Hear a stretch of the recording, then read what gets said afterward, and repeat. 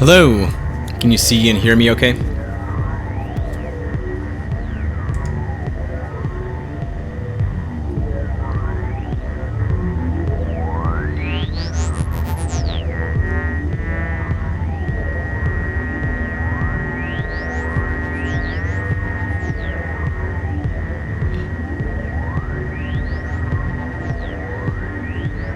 I'm gonna wait until 6 o'clock sharp to start the tutorial, just to give people a chance to show up. But in the meantime, you can listen to what's going on here. This is the whole patch.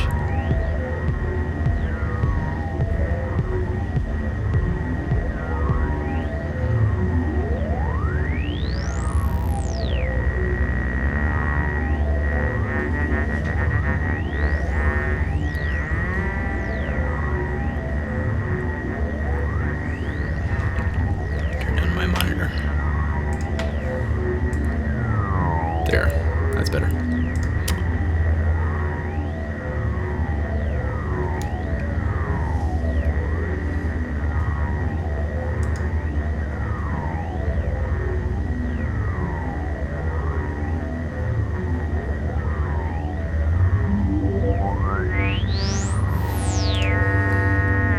That's awesome, Master Ascendant. Can you hear and see everything okay? And just so you know, there's basically no difference between the desktop and the iOS version, except for how you get to the nodes and everything, how you navigate the menus, but I'll explain that when we all start.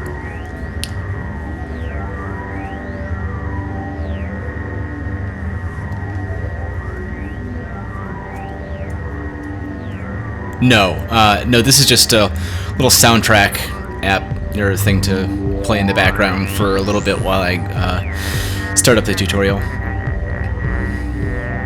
I'll explain it though at the end. Yeah, okay, awesome, good.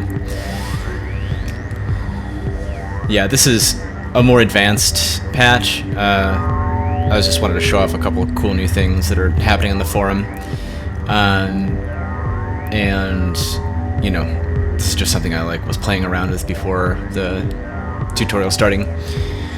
What we're going to do is we're going to do a really basic subtractive synthesizer with some modulation options that kind of showcase what modular synthesis is good for and cool things you can do, you know, just talking about basic elements of how Audulus works, the signal flow and everything.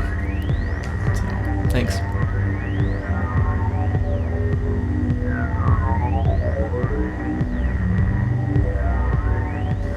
You can see here, this is this little oscilloscope that's coming off of this VCO, and what this is doing here, they're changing the shape of the wave as it's coming out of here, and you can kind of see it when it comes up. It's morphing to different wave shapes.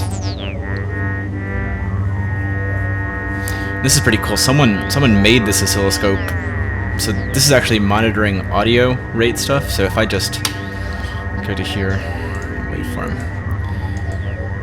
You can see the difference between, this is averaging the audio amplitude over time. It's drawing too quickly for this oscilloscope. That's just the node. But someone added some extra stuff in the inside of this that basically kind of zooms in on the audio and allows you to see the waves at audio rate.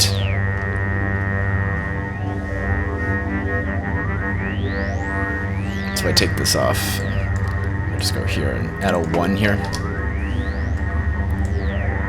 That's triangle morphing to square. Kind of. Yeah. So there's like sine right there.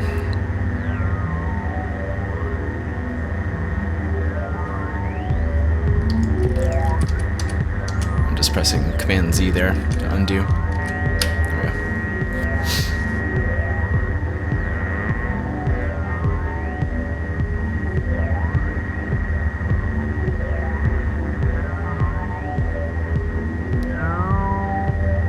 Is anyone else here yet?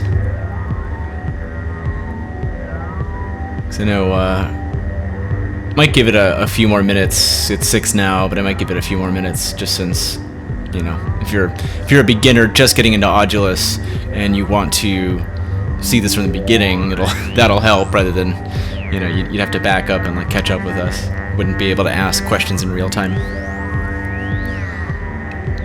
So I'll give it another 3 or 4 minutes. But if you're here, just let me know in the little chat window. It's there.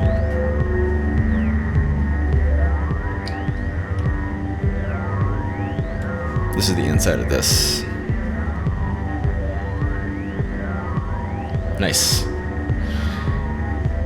Oh, pedals and pin-ins. There's really nothing that's started yet, so I'm just waiting for people to arrive.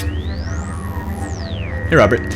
Hey, Robert is the one who created this oscillator here, and this is this one that I made today before the live stream. And this is the infinite crossfader. And what's cool about this is you can just like add these little blocks, and you can chain them together. And so however many inputs you have, you want to use one knob to crossfade all between them. You can use this kind of setup here. And so Robert made this really cool oscillator with, you know, all these different oscillator shapes. So here's a sine. I don't know what this one's called, but this one's a saw, and both of these have, this is the fundamental. This has all the harmonics of the wave. These are the odd harmonics and then the even harmonics. And so you can use this knob here, which is this knob, to kind of morph between the different wave shapes. And you got this oscilloscope here that's monitoring what the waves look like as they're kind of moving around. Parabola. Okay, yeah. That makes sense. Kind of looks like that.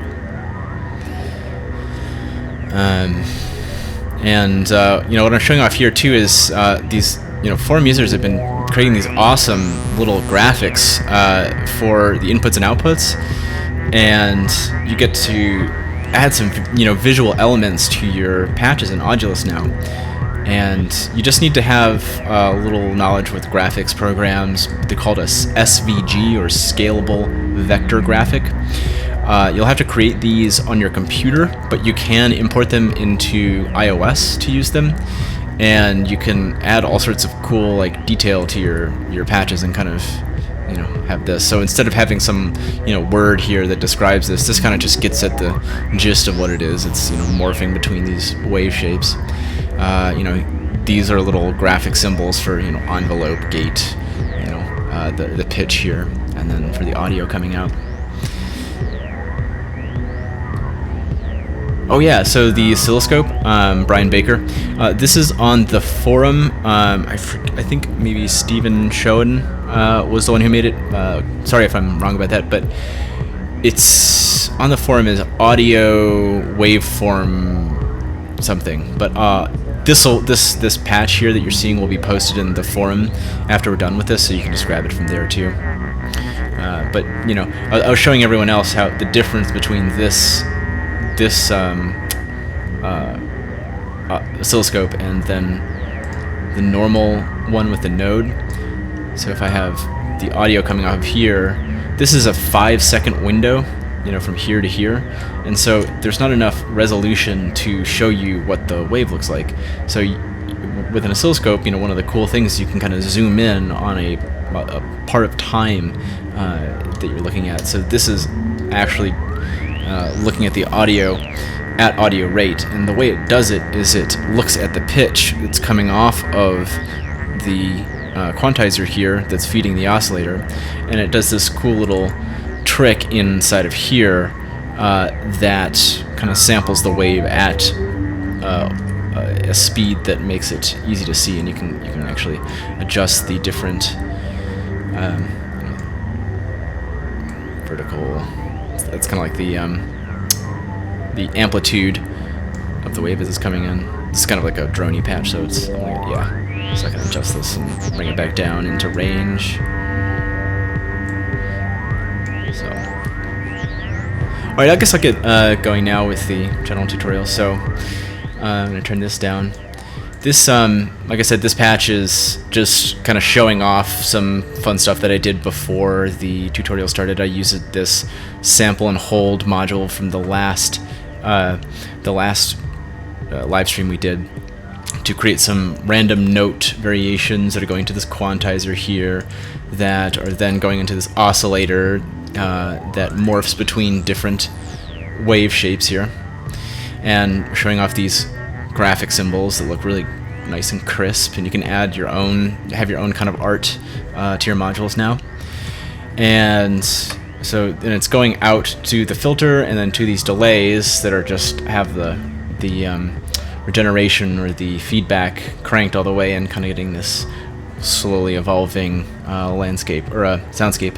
This is doing a little vibrato on the delay lines, and I've got this over here, this kick drum that is coming in and out, and it's being clocked by this master clock here, but it's being turned on and off by another divided down clock signal here, so kind of add some variation there. And then these are the envelopes that are getting triggered here. So yeah. Oh, hi Cuckoo. Nice. Alright, so we're going to turn this down, and we're going to start with, blank slate up here. So Audulus is a modular synthesizer programming environment, and it's for Mac, iOS, and that includes iPad and iPhone, for Windows and Linux. And there are plugin versions. There are VSTs for Windows and Linux, and there is an AU for Mac. Coming soon, there will be an AU version for iOS as well, so you can load multiple instances in something like AudioBus or Ohm. But we're going to get started by... This will be a good tutorial for people who want to understand more about modular synthesis from the ground up. And this will be a part of a series. I'm not going to give you everything that I know about modular synthesis all at once. What we're going to do today is we're going to build a modular synthesizer that is a 3-oscillator synth that's keyboard controlled, that has a filter, 2 envelopes, one controlling the amplitude and one controlling the filter, and then 2 LFOs, one modulating the pitch and then another one modulating the filter. And we'll also add an effect after, like a delay or something. And so, yeah, definitely. So we're going to start with just the basics of how to get around an Audulus. So when you open up Audulus, you basically have this blank screen, and it'll say, right-click for this menu here. And the difference on the iOS version is that, excuse me, when you open up Audulus, you'll get this patch browser that will show you all the kind of the default patches that it comes with. And then in the upper right-hand corner over here, there'll be a little plus symbol, and you click on that, and that'll create a new patch, and then you'll end up in a similar place as this. And so what we want to do is first explain what is Audulus, like what is visual programming. So visual programming is a really powerful and easy way to get into programming. If you don't know anything about programming or C++, whatever, that's fine, because you don't have to. And this makes it really easy because all of these little nodes, this is called node-based visual programming. So we go to, let's see, it's MIDI. That's a node there. And if we go to synthesis, this is a node. Synthesis. This is a node. They're all different nodes. They're basically the atoms or the building blocks of Audulus. And you have inputs that are, outputs that are blue and inputs that are red. And you can connect an output to an input, but you can't connect an input to an output. So if you try to drag away from the red input here, you'll just move it around, but you can go like this. And you can also, you can attach things back and feedback into stuff too, which is fun. But we'll get to that later. So what I have here is this keyboard input, and I've got, you can't see it here, but I have a Keith McMillan QNexus controller. Highly recommend these. These are great and virtually indestructible. Also works really well with iOS too. You just need a camera connector kit to connect them. But I'm going to show you how we pipe the MIDI in here first. So the keyboard, I'm going to go to metering, and these are all the different types of meter nodes, and a value node displays the number of the signal. So if I go to the hertz value here and I press a key, then this is the hertz value of the key that I'm pressing. So there's the middle A right there, A equals 440. And if we go to gate, here whenever you see something kind of appear like that, I'm selecting it and copying and pasting it. And that's usually an easier way than to get a node that you already have here rather than digging through the menu again. And we can see the gate. That is the velocity. So if I press it softly, you get smaller numbers. There, very soft, very soft. And then really hard, goes up to almost 1. Okay. So if we look at, say, an oscillator, and I can double click on inputs like this too, or you can also tap on them on iOS. If I double click and I set that to 1, the amplitude of the oscillator, and I go to, say, 1 hertz here, then you can see that this value node, it's not really that useful for looking at something that's changing over time like this. It's great for something that's relatively static, you see like this. But for something that's changing over time, you might want a different meter, like a waveform meter. Or you can even have a light, like this. That'll kind of give you the relative strength. So I'm taking some time out to show you how to use these meters, just because they're indispensable in understanding what's going on in Audulus. And you can always, if you're confused about what something is doing at any given time, you can just create a meter and see what's happening at any little signal point along the chain. And this can be really helpful when you're debugging something. You think it should work and it's not working, and you just need to probe into somewhere. So use the value node for static values or relatively static values, and then use the meter node or the waveform meter or a light to see something change over time. Yes, that's true too. Yeah. Crude operator is talking about a sample and hold. Well, actually, that's good that you bring up sample and hold. We'll do a sample and hold modulation and an LFO modulation in this too. So let's see, some basics. What I'm gonna do first is just show you how to create a tone. So I'm gonna go hertz, and then this is the amplitude or the loudness. So this is kind of like the volume control of the oscillator there, and I'm gonna select that gate there, and I have the sine wave, and I'm gonna go to the speaker node, and that'll send the audio out. And I'm gonna turn this patch down here off. Turn that in. And actually, this might be kind of loud, so I'm gonna put a level node in between. It's always good to have a level node before your speaker node, just so you don't blast your speakers.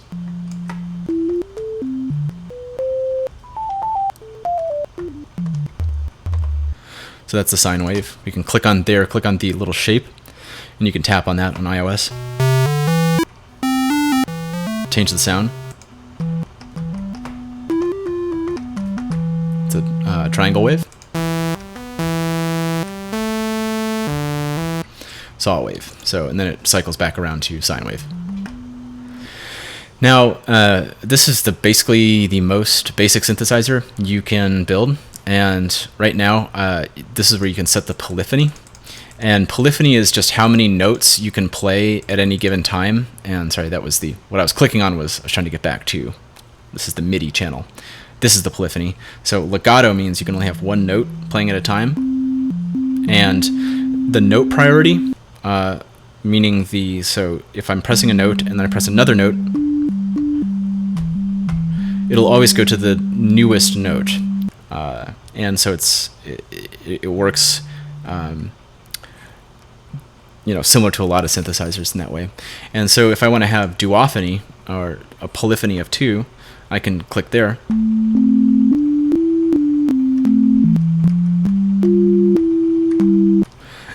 Excuse me. And you can always increase this more. The thing is, when you increase the polyphony, you also increase the processor that's being taken up, because it's as if you're having, this is like having in legato mode 1, 2, 3, 4. It's like processing this many oscillators at once. And as you can see, this is actually something I glossed over. You can select things by clicking and dragging, or you can also tap and drag around things. And what's cool about the way this thing works is you can actually kind of, if I don't want to select the level node, I can go boom and then select the speaker node, and then the level node stays in place. Or I can select them all and move them all around like this. Okay. So when you add polyphony, basically it makes a copy of everything that you have from here down on out. And so if you have filters, effects, and everything, it's like it'll, if you have 16 notes playing at a time, then it's using 16 times the processor speed or processor time as a legato note. So that's just something to be aware of, that as you increase the polyphony, it'll take up more of your processor speed and or of your processor, your CPU time, sorry. And just something to be aware of. So we're going to go from the oscillator to, we're going to add an envelope, because basically you hear that there's like a little click. It just kind of sounds like a organ, you know, Hammond organ on off. There's no fade up, fade out to the sound, but we want to add an envelope for that. So I'm going to go down to legato again. And under synthesis, you'll find a lot of these synthesis related items here. The ADSR, or this is the envelope node. Okay. And you can see gate here to gate here. So I'm going to take this gate out, put it there. And then I'm going to take the envelope here and add it to the amplitude. Can move this around there. And now I'm going to adjust the attack time a little bit and the release time.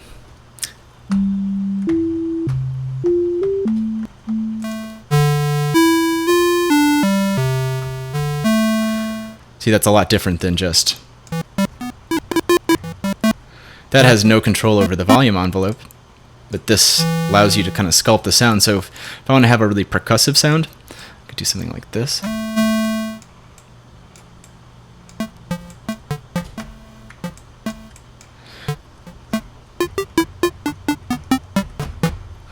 Or if I wanted to have like a slow, sweeping violin type sound, I could do something like this.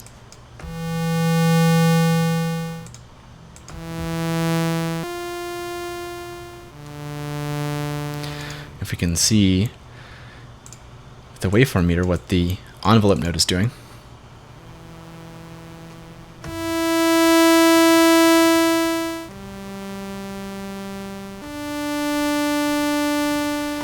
And if we go here to the value, see that gate.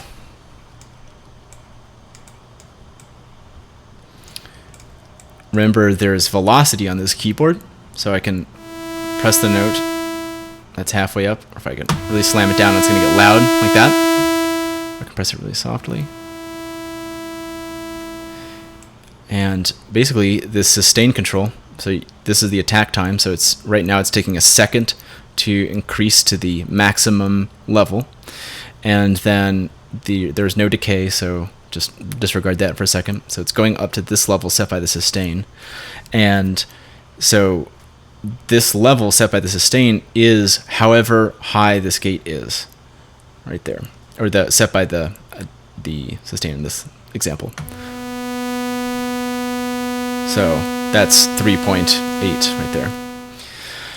And so people, you know, often get intimidated at this point and think, oh, well, there's so much like math involved in Audulus, and really not. You know, I'm showing you how it works on the fundamental level, but you don't really need to show them the knob time parameter for longer envelopes. Yes, yeah, I will. I'm showing you how everything works at the most basic level, but you don't necessarily need to calculate these things every time. Like, it kind of just works on its own. So Robert's talking about how to like make a longer envelope. So say if you wanted an envelope where this attack time was, say, like 3 seconds instead of 1 second. So this is defaulted 0 to 1. And I'll go to set maximum, and I'm going to go to 10 there. And you see that kind of went down automatically. That's 1 there. I'll increase that, and then that's going to take 10 seconds to increase that volume. We can have a longer release too.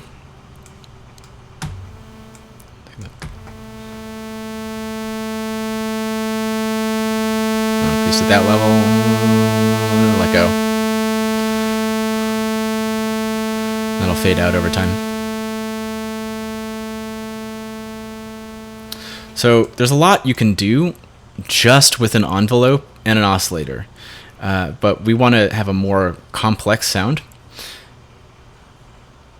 Oh yeah. So you can also, crude operator, you can also, you don't have to change the minimum maximum from the volume knobs here. What some people do a lot of times is you can take a knob, this is going just to subpatches knob, and if you're on iOS you'd go into the create menu, and then all of the nodes are kind of in this box that you'll see when the create menu pops up, and they all have little symbols related to them. Oh yeah, you can use a constant too, but you know what you could do is if you wanted to put this in its own little module, which we'll talk about later, you know, you'd have this knob here, so it pops out, so it's a knob like one of the knobs on here. Oops. If you get lost, because you can easily sometimes in this infinite canvas, you can just double click or double tap on the background, and it will zoom to fit everything that you see. So that I can zoom back out and zoom back in here. Yeah. And here I can go to the math and multiply this by 10. And so this will go from 0, basically 0, to 10. And then I can attach that there. And now I have this knob that will go from 0 to 10.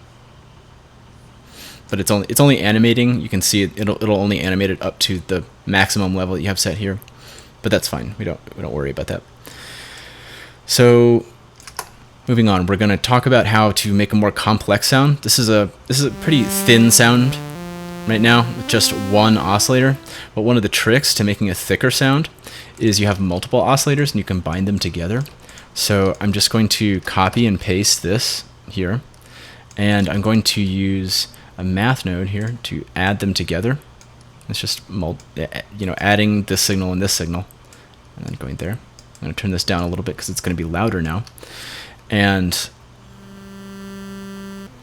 what I can do is I can do something like this, where I have a knob and I adjust the shape of one of them versus another one.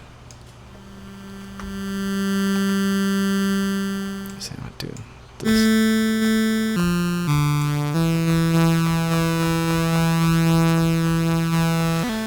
So you can do some cool tone shaping there. But if I want to, say, have this be an octave down, then what I would do, level and the hertz wouldn't necessarily work for Detune. We'll see why in a second. Because basically, if we had just had a level here, well, I mean, yeah, yes, it does work in some sense. So like if you have this here, this is like 0.5. This is multiplying the hertz value by 0.5, so it's an octave down. It's also dividing by 2. That works both ways. And I can increase the pitch of this one. It's like a fifth there.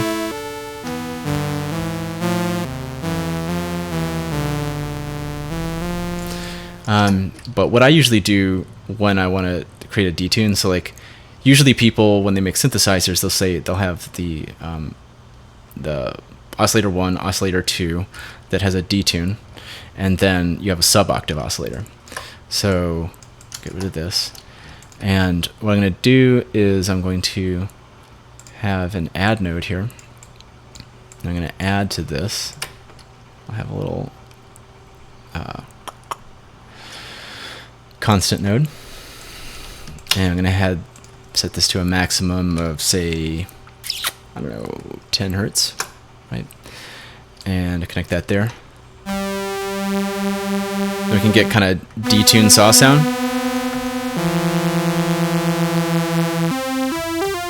The only problem with this is, for doing it this way, is if I go down to I'm going down to the low octaves. Yeah, right. The effect of the detune, as we go up in octaves, will become less and less apparent.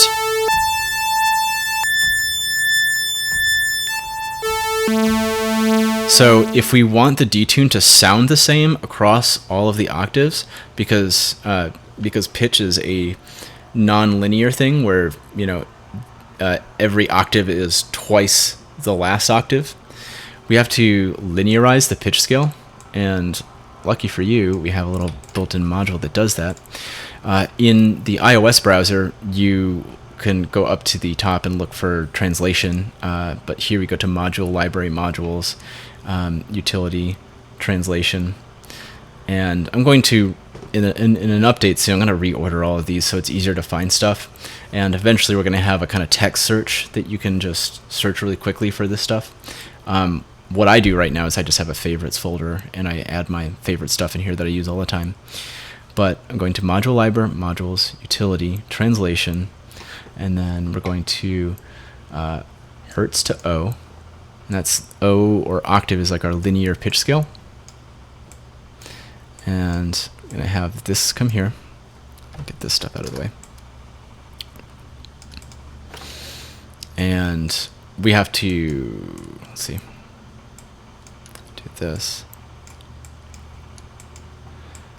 Going to add to this. So if I have this meter node here and meter node here, there we go. So this is 220, and that's the A below middle A, and there's middle A. What this does is it translates it into a linearized pitch scale. So if I don't add anything to that, that equals 0, right? So here, I'm actually going to create a new constant node there. So this one's just 0 to 1. And so it's centered around a reference pitch, and the reference pitch in this case is A equals 440. And so 1 is 1 octave above A, and then -1 is 1 octave below A. So press this. That's 1, that's the octave above A. That's the octave above that, 2, 3, 4. That's A, below, below, below. And what's cool about the way doing it this way is that instead of, like in modular synthesis, people might be used to the volt per octave standard, where you'll usually have at most like 10 octaves that you can cover. In this case, there's no lowest or highest note that you can reach, because you center it on a reference pitch, and you can go as negative as you want or as positive as you want. You can do things where you have the pitch going all the way down into sub-audible LFOs and things, and you can still have them all synced up, which is really handy when you're doing FM synthesis especially. That's for another tutorial on another day. But now that I've got this detune control here, this is basically controlling detune over one whole octave, but I just want to control it over one semitone, because I don't want it to be a huge detune. So I'm going to go here, and I'm going to have the input. If I double clicked on this input right here. I'm going to zoom in closer. People have been telling me I need to zoom in. So double click there, and when I type in a word here that doesn't have any numbers in it, so like input, that'll create a variable, and that variable you can have things that go into it. And if I click edit here, go input times 1/12, 1/12 being, you know, if you have 0 to 1 is 1 octave, then 1/12 is 1 semitone. So if I do that, now this control will only act as a detune over 1 semitone. And we can hear what that sounds like right now. Oh, whoops, sorry. I gotta retranslate that back from O to hertz. So, utility, translation, O to hertz. actually do this.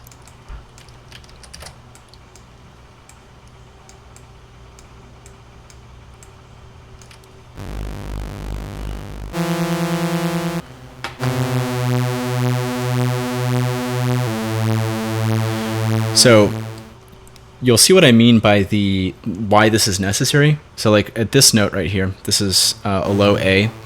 There is the difference between these two is 1.621. But if I go up several octaves, the difference here is more like 25 hertz.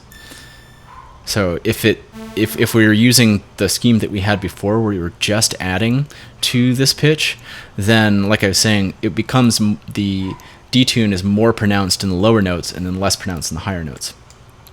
Okay. So that's our little detune control here. And now we want to add a sub octave oscillator, and we'll have it be referenced off of the normal hertz here. So. Well, actually, what we can do is if we want to, we can copy all of this stuff. We don't need that anymore. And I can actually copy the whole oscillator there, bring it all down. I did a, whenever you hear that, I Control C, Control V. Oh. That's the lovely neighbors. Now I'm going to add all these oscillators together. And I can either do it this way, there and there, you know, an add to an add, or I could go into here and go to mixer and the 4 to 1. I could use it like this, 2, 3, there. Sorry about that. It's my roommate down there. And this is the same as an add node plus another add node there. And then to make this an octave down, let's just add here a -1, which is the same as subtracting.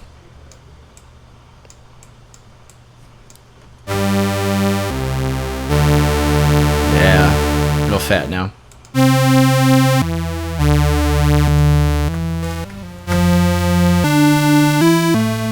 So you can see now that we've added these 3 oscillators with this detune function here, that we have a lot more complex sound that we're working with than when it was just this. I mean, compare that to...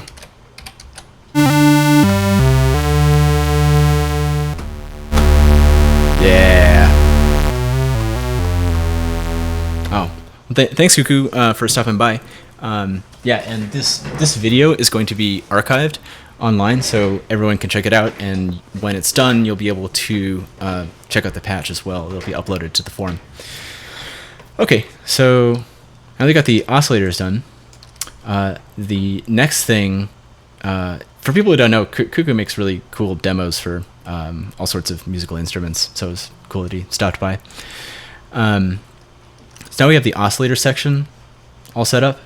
Let's add a filter, and a filter is an essential part of what's called subtractive synthesis.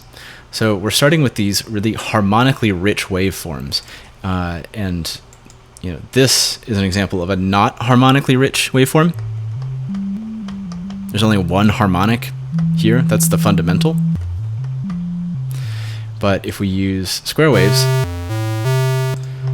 or even triangle or saw, those have a lot of harmonics, and there's higher end kind of buzzy tones to the oscillators.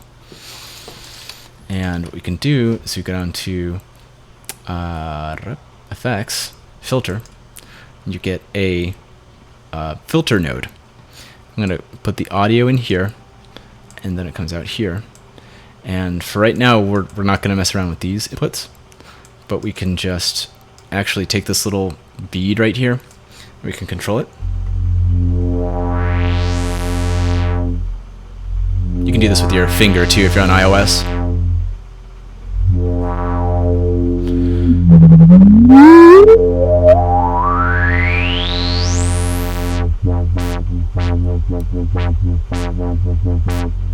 So you can see how that really adds a whole nother layer to the sound that you're making. And what you can do if you want, you can just have it at a fixed point, like this. But as you can tell, it's a lot more fun when you animate it a little bit, like this. And so if we want to do that, we have to, we're going to add another envelope here. And so I'm going to copy and paste. And I'm going to take this envelope. So this envelope signal, remember, it's going between 0 and 1. And in this case, though, I don't want to have any of the, what's it called, the velocity coming through. So I'm going to take this off here. I'm going to double click here. I'm going to add an expression here. Now this is a logic expression. And so I'm going to say if the gate is greater than 0, if any note of any value is pressed, then if that is true, then output a 1. And so that'll be like hitting the gate with the maximum value. It's coming here. And this right here, this is the height of a lot of what you'll get to in Audulus. You don't have to know a whole bunch of crazy math. Like, this is a very simple expression that does something really useful that you can do, but you don't need to go back to school to learn how to do this stuff. You can just see it in context. So, if we go here to value, and then compare that to this, you can see, no matter what this is always going to be 1. And that means that this envelope will always go to, will always go to its highest point there.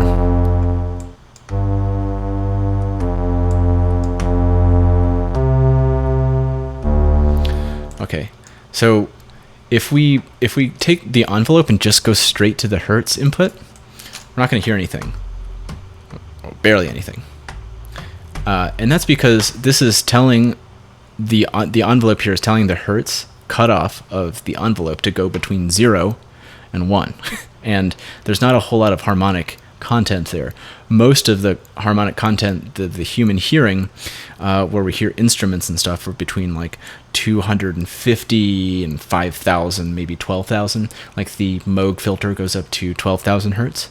So we're going to have to use some math to translate this envelope to this Hertz range.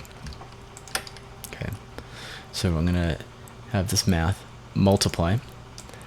We're going to multiply it by the maximum range, right? So if I want it to go all the way up to 12,000, I could say 12,000 there, and then put that into the Hertz.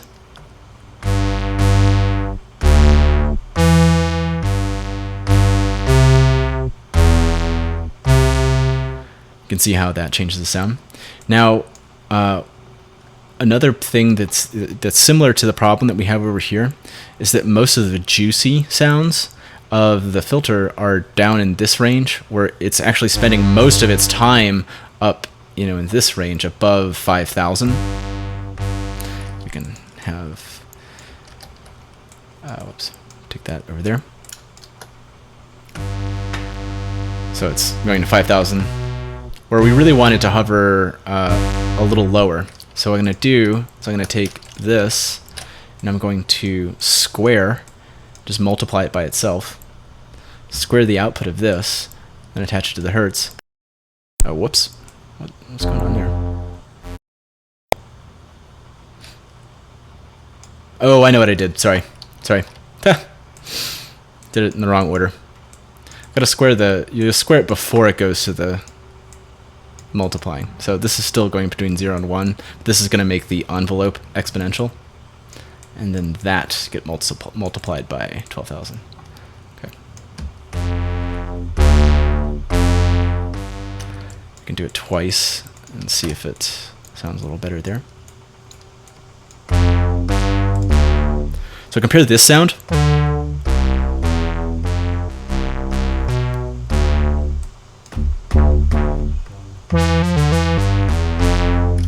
Actually, just for simplicity's sake, I'm going to go here. I have the velocity set way too wide on this. Compare that to this. It's subtle, but I think most people will think this sounds a little fatter. And okay, so now we've got the 3 oscillators, the detune, and the filter, and now we're going to add an effect at the end of this. And if we go to here to effects, and we go to delay, and I can add that in here. And so I'm just, you know, when I want to insert something into a line, I can just attach that there and attach that there.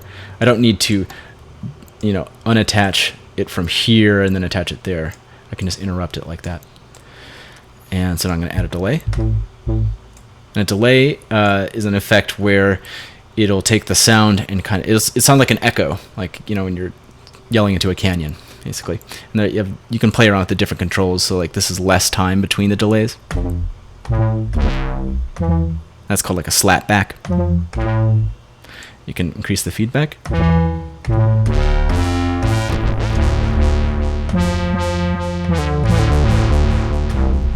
You can adjust the level, the balance between the unaffected and the affected signals. That's all dry. This is all wet.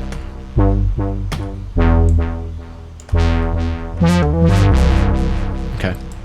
And what we can do if we want to make a stereo delay effect is that we could add 2 of these. And I'm going to, since I don't want to create another level node, I'm just going to actually put this in between the filter and those delay nodes, and then attach that there, so we can reverse that. So I can just have one level node that controls the level for all this. But if I set the time differently,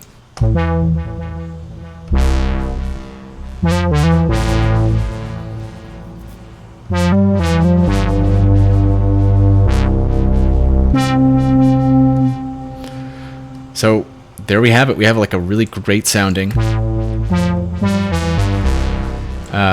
subtractive synthesizer that we made relatively quickly there. And what we want to add though is a little more evolving sound to something. So we're gonna add a little bit of vibrato here. And so vibrato is just kind of modulating this detune, right? So, and we can do that really simply. I'm gonna actually come over here and move all of this stuff there. I'm going to go into the module library and go to oscillator LFO. I'm just going to get a basic oscillator here. And then this is in my favorites, but it's just the translator M to M. And this will translate this 0 to 1 signal into a smaller range. So I can range it. So this would be like multiplying it by 0.33 and adding 3. So I'm going to take a sine wave. You can see the difference here. These two. So this is the unranged one, and this is the ranged one in the background there. And with these, I can adjust the amount of vibrato, right? Yes, I know. So I'm going to show them how to translate that. Robert's pointing out it's a unipolar, meaning that it's going between 0 and 1. But we need it to go so that the pitch is going around the bass pitch rather than just above the pitch. And what we can do here is go to modules, utility, and translation, and go to M to A. And then A is just like audio or bipolar signal. And then that will translate this into, whoops. What am I doing here? What am I doing wrong?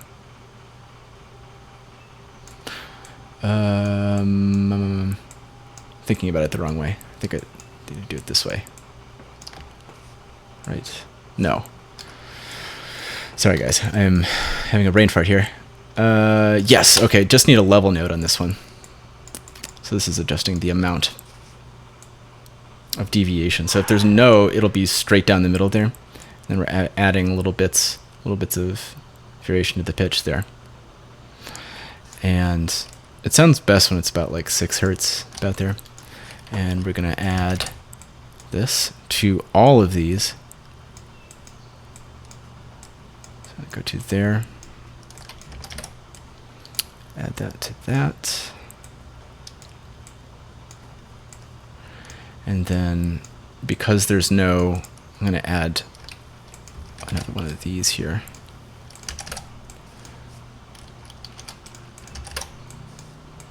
Into there, and then go that. That's just adding this little translation to that oscillator.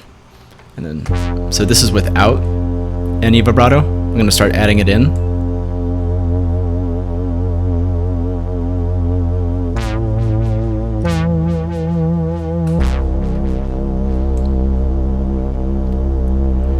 So that makes the sound a little more rich, a little more natural.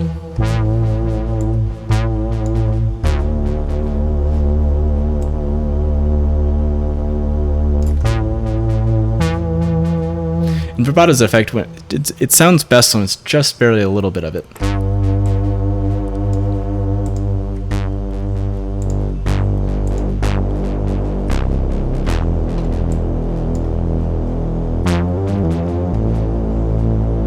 Okay, so now we also want to add a little bit of, we're going to add some sample and hold to the filter to get kind of like a little bleepy bloopy classic synth sound. And oh, I forgot to go over the resonance. The resonance also changes the sound dramatically too. So we'll go here and create a knob. And to rename the knob, we can go right click or tap on it and click on rename. And we'll rename this resonance.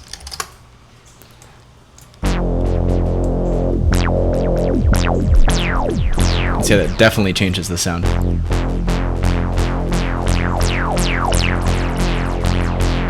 Sounds kind of nice there. I want to add some sample and hold to this right here. So what I'm going to do is go to synthesis, sample and hold, and I'll go back and just grab this oscillator quick here, just because it's an easy, quick oscillator to use. And what I'm going to do is I'm going to trigger the oscillator with this square wave that's coming off of here. You can tell it's squared just because it's going on off with the green light. And I'm going to go to math and collect this random node. And with a random node coming in, this will, whenever this triggers, the sample and hold, it will grab a random value and then output it here. Go to meter value. So every time that turns green right there, a new value is selected. See it there. And what I want to do is I want to take this value and add it to the envelope, but I don't want the envelope to go above 1, just so this is still in its correct range. So I'm going to clamp. This is another useful expression. When you want something to stay in between two values, you do clamp parentheses, and you have to make sure it's a lowercase c. We're going to do a signal between 0 and 1, and that's everything. So that'll keep whatever's coming into this portion here in between this range. Now I'll have another add node. Go to math, add. I'm going to take the envelope and add it to this. Oh, and I probably want to have a little level node here to control the amount of sample and hold that's going there. And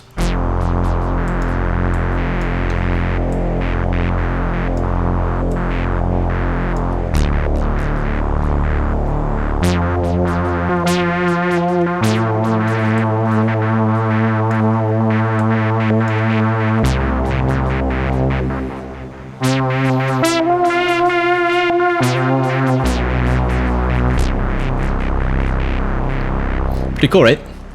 Now, say we have all of this, 3 oscillator subtractive synthesizer with some modulation, and you can see this is the power of modular synthesis. You can create sounds from scratch, and you might have a synthesizer that is similar to this, but you can have your own controls, and you can really build it from the ground up.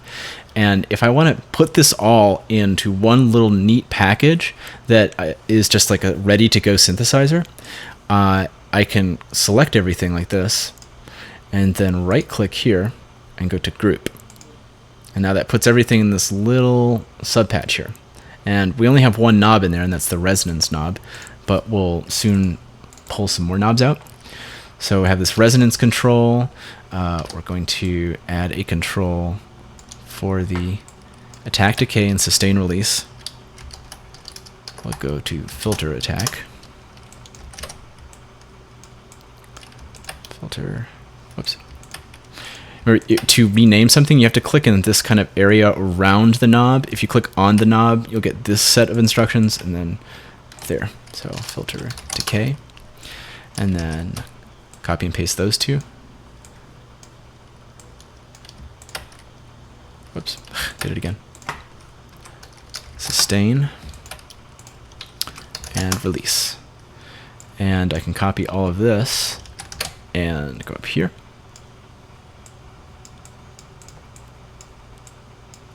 And then attach these here, and then I'm going to rename these so that they're just ADSR. I'm just really quickly going with the arrows and finding that first letter and subtracting it out there. And I can expose different elements. So I'm going to expose this shape for the envelope so we can see it there. We're going to expose the oscillator shapes here, 1, 2, 3. And expose this. I want to have a control for the sample and hold speed.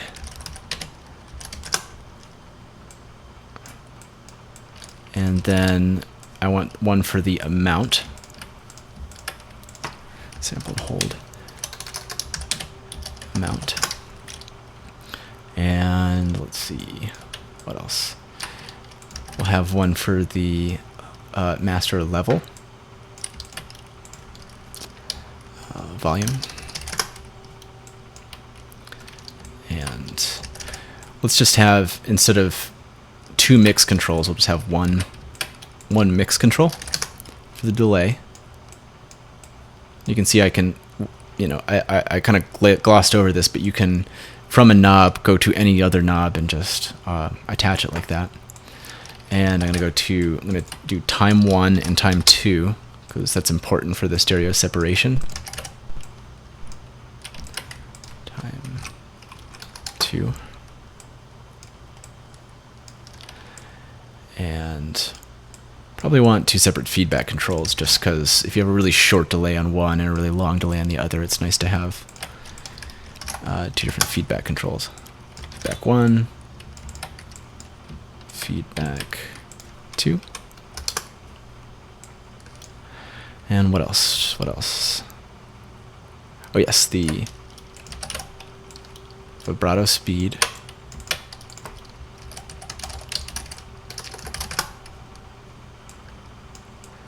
And then vibrato amount. And this should be scaled, so we have just a really small amount. So I'm going to see what it sounds like with the most. If you want to assign a parameter or something, you want to see what's going to be the maximum that you want it at. So I'm going to play a note.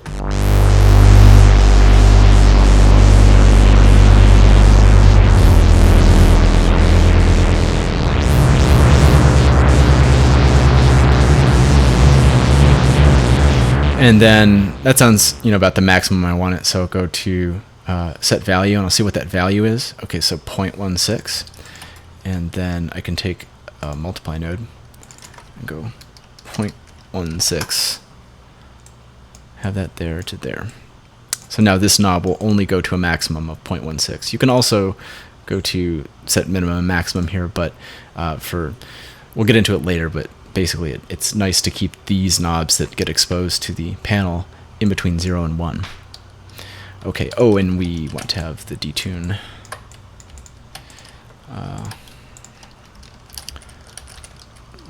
Detune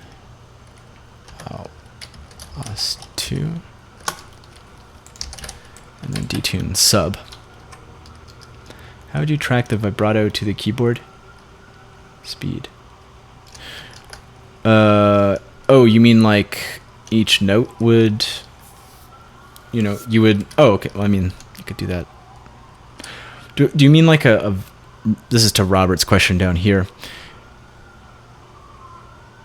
Vibrato to the keyboard.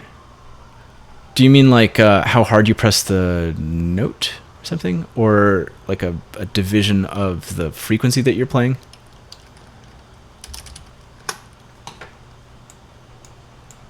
Okay, and I can just skip this constant node and just have these here.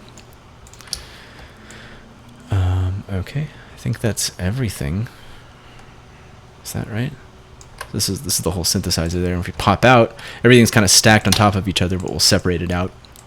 So I'll have these two. Oh, I forgot we can actually expose that too. That'll be fun.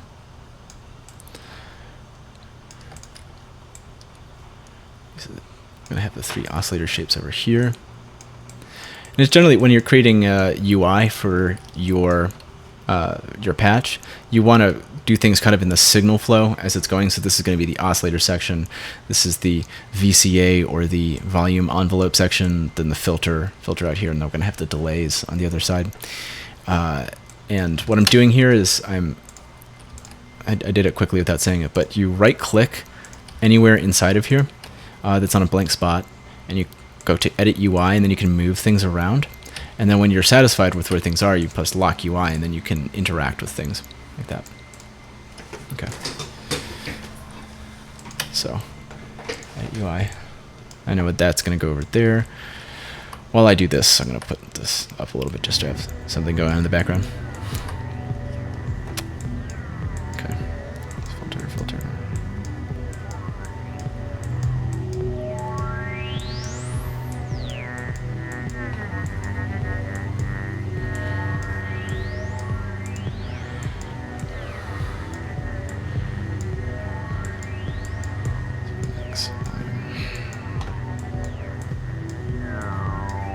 Just kind of putting them in their general area, and then I'll get more specific when I have that vibrato here.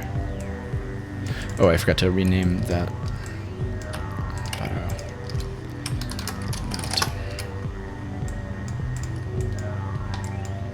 Okay, so I'm going to start with these. These are going to kind of be there's 3 oscillators there, and vibrato there, and then so this is, do I have those right in the right order? Yes. So sine, saw, square. I had them mixed up. Sine, saw, square, and we'll put the Detune Os2 underneath that one so we know it goes together, and then the Detune sub. So we know this is the sub there. Now we can go here. We'll go for more compact design and have this underneath here. Maybe. Oh. No, I don't know. Changing my mind. Do this. Okay. Attack. Decay. Sustain. Release. Kind of centered there.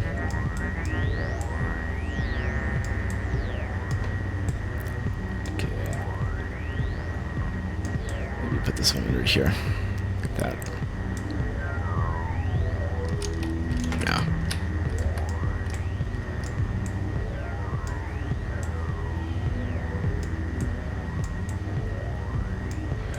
Resonance control there. Sample and hold. Pull to mount.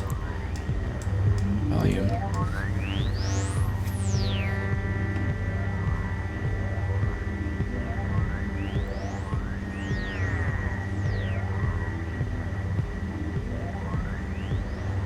Yeah, Brian, you're asking this question. The knobs are automatically exposed to the UI patch, and you actually can't expose a constant node. That's kind of the difference. Is the constant node is you can treat it like an internal trim pot for something where you just want to set something at a certain amount, or you want to control that, like maybe someone could go into a module later and tweak it if they want to, but in general you don't have it there. And So yeah, that's why it's like that. Yeah, text and STGs. And we'll get to naming the module in a second here. So mix time 1, time 2, master volume. And I kind of like the idea of having maybe some displays here. And what would be cool is having this this feature inside here, so we could kind of monitor this.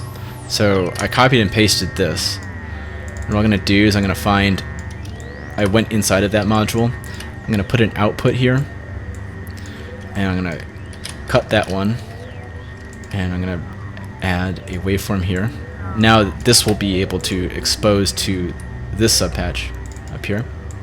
Otherwise you can't, right now you can't just right click on something and then expose it another layer up, but you will be able to in the future to avoid having to do this. However, this is a nice workaround for now. So I want to go to the output here, go into here, and we'll just go off at this one, right? So why isn't this working?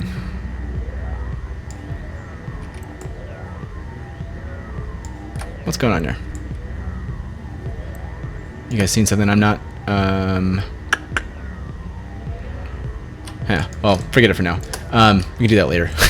But we could have, say, you know, this envelope. We'll expose that. What is? Oh, duh.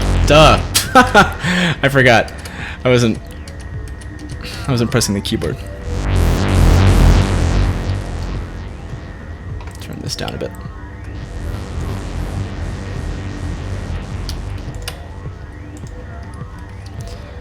Okay. Cool. So that there's a nice little space there. That's kind of why what I was thinking of.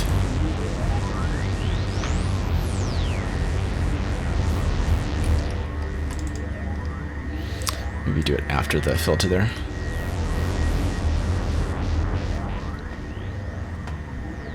Cool.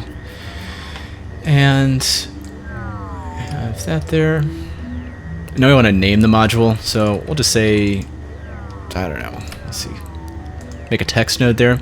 And the difference, this is kind of like, this is the font that commentary text is, but if I expose it, then it turns into this blockier text, and so that's how you know that it's here. If I unexpose it, it turns into that font, and you can't see it. And that's so you can write comments in there, and you can tell what's a comment and what's exposed text. So we could do 3 os subsynth, and then expose that, and move this. I could put it here, and then I can label these different parts where I do VCA. And VCF is just the filter, and then delay,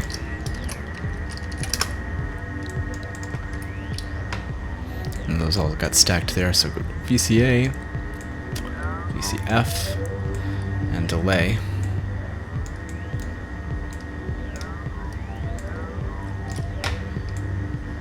There we go.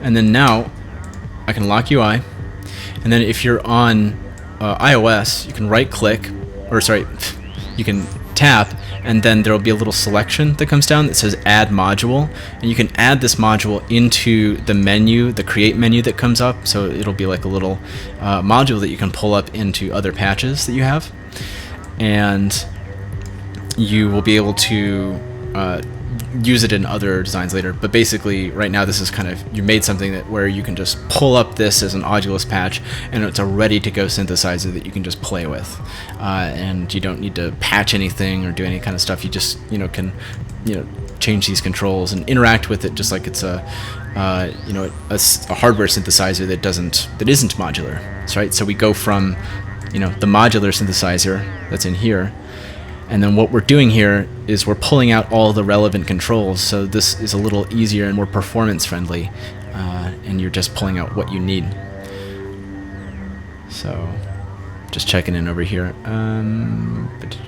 Okay, so that's basically all I'm going to show you guys today. I took you through making your own little custom synthesizer. This will be available as a patch that you guys can all download together.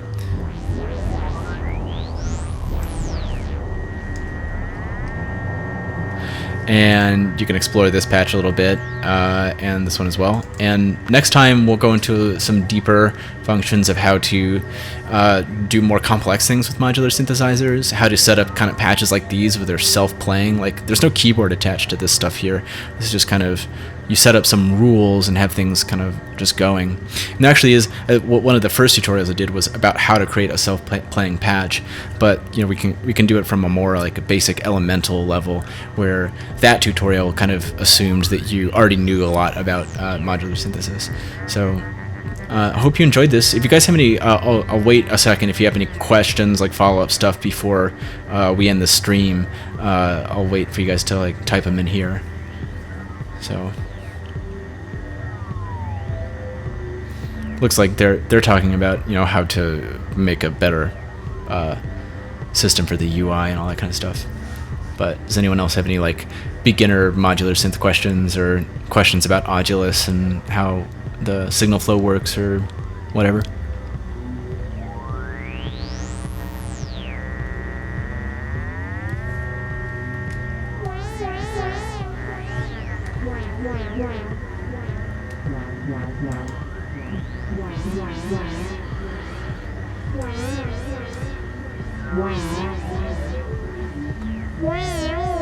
Oh, cool, yeah, we can, next one, that'd be a fun one, FM synthesis. Seems to be, like, totally in vogue right now, and that's really fun. I've got this, DX7 clone thing that I have that's kind of massive, and it's got this little display that, instead of just having, like, you see the algorithms from one to another, it's got this nice light display that actually, when you switch the algorithms, it shows you how the algorithms are, all routed together.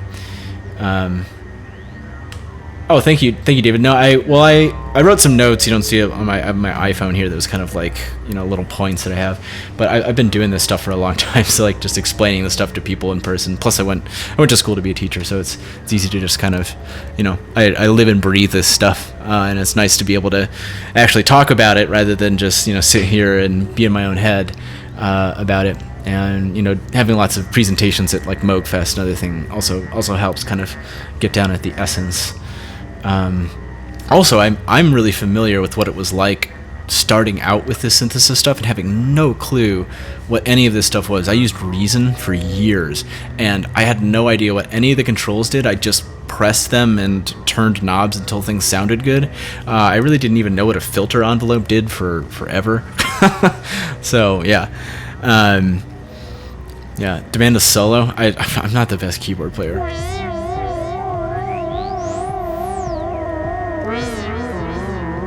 I do the vibrato.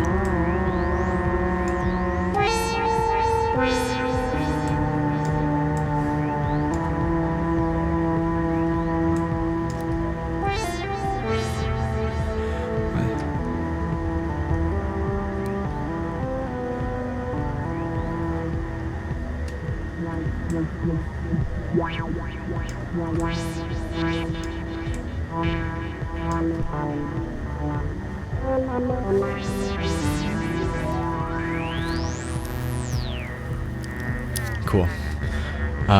East Coast, West Coast. Yes, that would be a really cool tutorial. Definitely. Yeah. The main things with East Coast and West Coast, like this is totally like kind of a mini Moog. 3 oscillators. You got VCA, VCF. It's sort of set up like that, and that's West Coast synthesis, subtractive synthesis. Whereas, East Coast subtractive synthesis. West Coast has to do a lot more with wave shaping, and it's actually kind of stuff like this, where you have these different wave shapes and you kind of morph in between them, and instead of just using filters to create tones, you combine oscillators together and modulate stuff back and forth. Robert here has created some really cool West Coast style oscillator stuff, especially things that look really great with the SVG icons. They just look awesome. And I think it's called the holographic prismatic oscillator or something. It's sort of like a take on the make noise oscillator, and he really kind of nailed their look. I really enjoyed that. Yeah, there's, wave shaper. Lots of people have done, wave shaping kind of stuff. There's even just a simple wave shaper is, you take the expression node, and you type in this expression, tan h, that's the hypertangent of signal, and you actually you can do signal times gain. And this is kind of like a real one-line tube overdrive, and you could take a gain knob, and you'd attach it there, and then have the signal go through, and then you could increase the gain. You could say knob times 100 even, and this will just kind of like start distorting the signal, so it'll take a sine wave and start turning it into a square wave. But we can explore that more in an upcoming tutorial. Oh, okay, holographic binary oscillator. That's what it was. Yeah, cool. Yeah. All right. Anyone have any other questions? You can always, if you have ideas about like future tutorials, totally just like there's a whole section on these live streams, and you can just make a post there and be like, request, for a tutorial about this, that, the other thing. And then especially if it's something that I don't necessarily know a whole lot about, I can prepare a little bit more ahead of time to do it. And let's see what else. There's also, you feel free to do your own modular live streams with Audulus, and please, you can put them up on that section of the website. It's not just for me, for the official Audulus live streams. If you just have like a performance you want to show people and show off and stuff, or if you want to do a tutorial of your own, it's a great way, and it's really fun to interact with people in real time. So, all right, I'll leave it there.